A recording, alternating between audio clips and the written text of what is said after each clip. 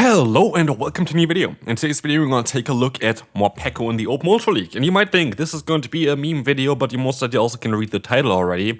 And I somehow got up with the fastest team possible, by the way, here again. To 2700 elo range. And this was supposed to be more of a meme team because I wanted to play Greninja. I want to play Greninja actually in the other cup that's currently around, in the Spring Cup. But the team that I want to play around, I need more charge teams to actually use it. But yeah. I was like, why not play Greninja in the Open Great League? And then I was like, what kind of team am I gonna run around it? And then I saw that like people asked me to put in Morpeko in like a community post I did like a while ago for the Open Ultra League. And I was like, next time Open Ultra League is going to be around, I'm gonna do that. Turns out, I kind of forgot about it for a little bit, and now I want to take a look at Morpeko, and this thing is insane. Like, this thing is absolutely insane. I really can't wait until I have that fully XL. Mine is not fully XL yet. I think it's like somewhere at like level 46 or something. I am getting quite a lot of them through Go Battle League rewards nowadays, which is really cool. Like, it's so cool that this is now added into like Go Battle League rewards, because it's the only real way of getting this Pokemon. But yeah, what can I say? Like, this team worked out absolutely fantastically for whatever reason, and Morpeko feels completely like a normal Ultra League Pokemon. It doesn't feel like a Pokemon that doesn't even reach 2100 CP. And I really need to work on making this Pokemon best buddy as well, because I feel like it's gonna be one of my favorite Ultra League Pokemon, which is so hilarious because like this Pokemon is not supposed to be working. And this was a video that was supposed to kind of showcase some spice that shouldn't really work, but yeah, it's just funny. No, this is so far my favorite Ultra League team. And let's commentate a little bit of the battles, because that's what people want to see a little bit more as well. So here we're going to have a lead of Talonflame, where you of course want to swap out. You have two great answers against Talonflame in the back, which is, by the way, also one of the main reasons why this team works so well, is because Talonflame is super common. Like, we have two good answers for that. In comes the Venusaur. Venusaur, we're going to have our wheel now, Dark type, going to knock them out if they're going to let the move go through. Thanks for that. That is great. In comes the opponent's Talonflame. Guess what we have here? We have the Psychic Fangs. Here's the issue though, with Morpeko, you're not going to be able to win against the Talonflame in the two-shield scenario. You always get farmed down, you don't have the bulk, you're still in the Open Ultra League here, and you have not even 2100 CP, like what do you expect? But here, I decided to go for the Hydrocan. Maybe a Night Slash would have done enough damage, but we're gonna be able to get the KO, and oh look at this, there's a Lapras in the back, which Greninja kinda hard rolls. Here's one thing. We're going to have Dusknoir against us. I still remember this battle quite a bit. They are running Hex. I copped that basically immediately, but what I didn't actually realize until later on, here by the way, oh, we have a Pokemon that resists every our hits. Look at how much Aura Wheel does. Half of the HP. Like, we are 2066 CP here currently. How? Like, yo, what is going on with Morpeko? But basically one thing that I only realized later is on how great the pacing is of Hex Dusknoir, to the point where I want to try out Hex Dusknoir as well, especially in the Open Great League, because the pacing of Dynamic Punch is 4 for the first one, 3 for the second one. You end up, I think, at like 92 energy or something if you go for 7 of them, somewhere like this. It's like 13 times, oh, not 91, it's 13 times 7. And this allows you to go for 2 Dynamic Punches after 7 fast moves, which is really, really crazy because Dynamic Punch is a very strong move. It is the best kind of coverage for this Pokemon. And here I shield the wrong move, which of course going to be a bit annoying, and in hindsight going to, yeah, most likely cost me the battle, because guess what? After those 3 fast moves the opponent just was able to go for, they actually already had another Dynamic Punch, which I did not expect at this point. Well, I knew that they generate energy faster, I didn't know on how fast, and sadly we're going to lose this battle. I think if I played it a bit differently, I would have been fine here, but I didn't, and that is my own fault, and we can move on to the next opponent here. We're going to have the Talonflame against us, and they swap onto the Kommo. Oh wow, a hard answer to our Morpeko. Other than Psychic Fangs, and you know what's crazy about Morpeko? We have absolutely insane pacing with this Pokemon, and if people are not careful enough, they might end up in a position where they are going to be forced to use a shield in a matchup that they definitely never needed to use a shield. If you go for Dranclaw, you don't have to use this one. All your energy, though, is a double resisted from our Weezing. Unless they're running Boom Burst here, which, guess what, they don't. They're still gonna keep, though, the energy on their Pokemon, which is fine. We're going to use a shield here with our Greninja because I want to kinda, of course, win this matchup here. And yeah, Hydro Cannon is coming through now. This is going to allow us to get the KO if they want us to. They decide to use a shield, that is fine. I can use a shield here as well. Now we can go for 3 fast moves, get a ton of energy, get the KO against the Talonflame, and realign myself, which is going to be basically all that I really need here. And this is absolutely perfect, as we will see here. Hydro Cannon is going to connect. We're going to see the Weezing coming in next. This is going to allow us to get some sludge damage against the opponent. This should be all totally fine.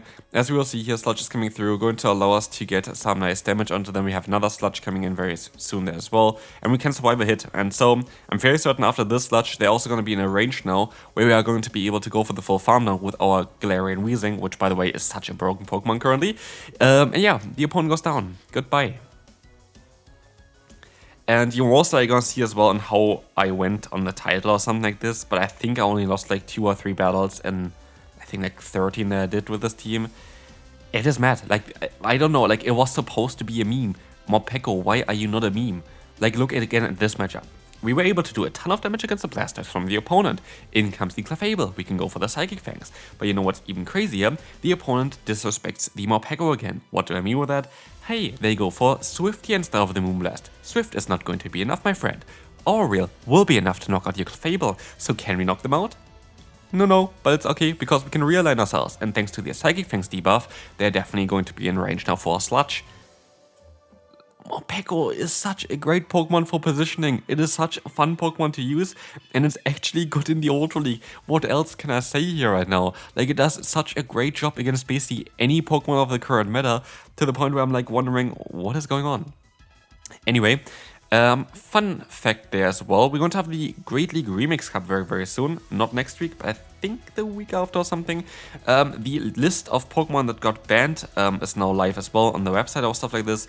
And Morpeko got banned as well, which is kind of sad for that one. But it's going to look like a very interesting cup. Can't wait for like the next few weeks, not the next week directly, for Pokemon Go PvP, because yeah, there are going to be a lot of interesting cups. I love Great League Remix Cup. I think it's one of my favorite cups because all of the meta Pokemon are gone. So that's going to be an interesting one, but like the Pokemon that got banned are like the best Pokemon from this meta, which is really cool. So that's going to be fun to play.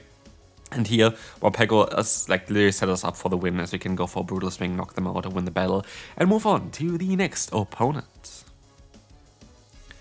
Who do we have here? We're going to have the Zygarde against us. That is going to be a matchup that is going to be very solid for us, and we're going to see here that the Covenant comes back in. I should play this a bit differently, because I know that nothing is going to be even neutral here. Everything is going to be resisted. I still decide to use a shield here. I'm not too sure if this was smart. I know I can go for the full farmer, but I think I didn't need to go for a shield here. In comes the opponent Zygarde. They're going to be able to get quite a lot of energy here, but I think the most common set currently on this Pokemon is going to be the Bulldoze set, which is going to be fine for our other Pokemon, for our lead here, for the Weezing, because Bulldoze barely does any damage. And so, yeah, I should be kind of fine here. Bulldoze is only really common, I think, in the Ultra League, not so much in the Master League. I think Master League, you rather go for the raw damage. But yeah, they're going to swap out here, and they're going to have Fortressing back. And I go for a bit of a charge move here, just to get a little bit of damage in, which is going to be fine, because it's going to try to set them up for the Hydro Cannon spam that's going to be coming towards them. We're going to have the Night Slash coming through. I'm very certain to use a shield, because I know that they have Rock Tomb for us. And so I get a free fast move here, which is absolutely lovely. We're going to have the Rock Tomb coming in, and we can now go for the Hydro Cannon spam, which we need to do. Like, this is mandatory for us to have a chance of winning this battle. We are going to be still, of course, that one shield down, but hopefully it's going to change here with the next Night Slash. That is going to change with the next Night Slash. And they're going to go straight for the charge move here, which should allow me to hopefully... Oh, we can swap out of here. They swap out as well. If it's a Bulldoze, it's a Bulldoze. Even an Earthquake is not going to be enough here. Bulldoze is going to come through, doesn't get the debuff. Oh, does get the debuff, because...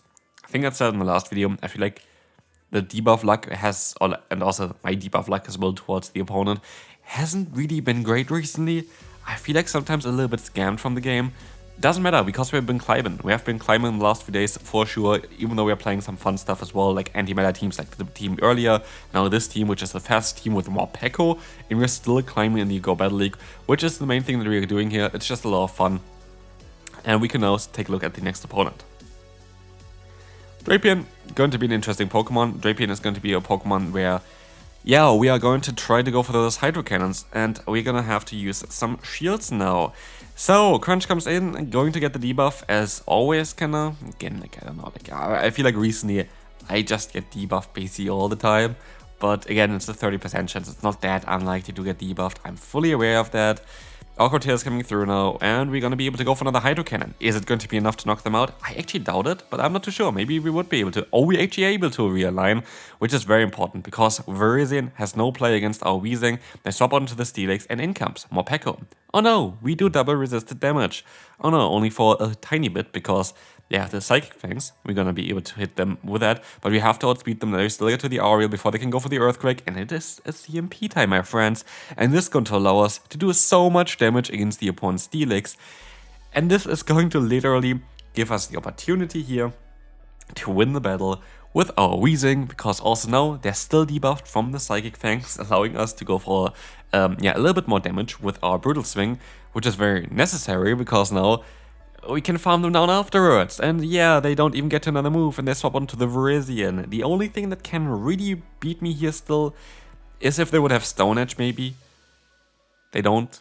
They have Leaf Blade, which is resisted. We have super effective damage across the board, like literally every move that we have here, other than of course Brutal Swing, but why would we go for that? It's going to be super effective against them. We're just going to get the knockout here.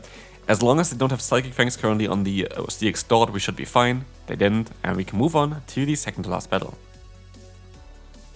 And we catch an amazing lead, and we have the Drapion coming in, and we have our Greninja coming in. We're going to be in a very okay position here. I can go for the Hydro Cannon. That's the thing as well, it's not really worth baiting here, because they know that it still survived the hit, and they let the move go through. Now we can go for Night Slashes, which is going to be fine. We can use a shield here just in case of Sludge Bomb. It is Sludge Bomb. We try to go for the Night...